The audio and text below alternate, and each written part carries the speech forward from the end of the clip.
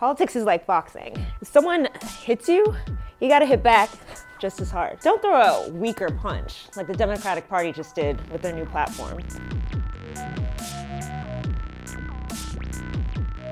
Here's what's in the Democrats' better deal. They want to start a $1 trillion infrastructure project to create 15 million jobs. They want to penalize companies that outsource to other countries, renegotiate NAFTA, and crack down on currency manipulators like China. Sound familiar? NAFTA, China, a better deal. Wait, there's more. The Democratic Party wants to regulate drug prescription prices more strictly, raise the minimum wage to $15 an hour, strengthen antitrust laws, and they want to require companies to provide paid family and sick leave for their employees. The Democratic Party promises to lower college costs, but doesn't say how. The Better Deal also proposes apprenticeship programs for young people. It wants to bring high-speed internet to every corner of the country, and it wants to give tax incentives to companies that provide workforce training. The platform is clearly an attempt to counter Donald Trump's knockout blow to Hillary Clinton. It's trying to regain losses among white working-class voters.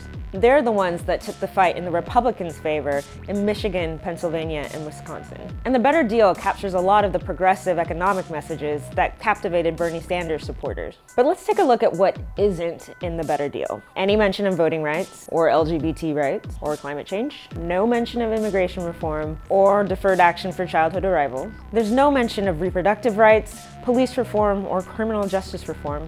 The Better Deal is packed with safe economic promises that won't rile white voters, but it offers a raw deal to marginalized communities and minority groups. The numbers don't add up. Just 1% more white voters came out in 2016 versus in 2012. But black voter turnout dropped 7%, and Hispanic voter turnout, that dropped 1%. The Democrats didn't just lose because white voters preferred Donald Trump. Many black and Hispanic voters were not inspired enough to go to the polls this time, like they were for Obama. Or they didn't cast votes because of language barriers, distance from the polls, or strict voter ID laws. Now, some say that the Democrats' economic platform will appeal just as much to minorities as it does to white working class voters. And that may be true. People of color are working class too. But what difference does a higher wage make if you're shot with impunity by police? What difference do lower college costs make if there's an immigration officer waiting outside your school to deport you? Will better job prospects be any consolation to a transgender person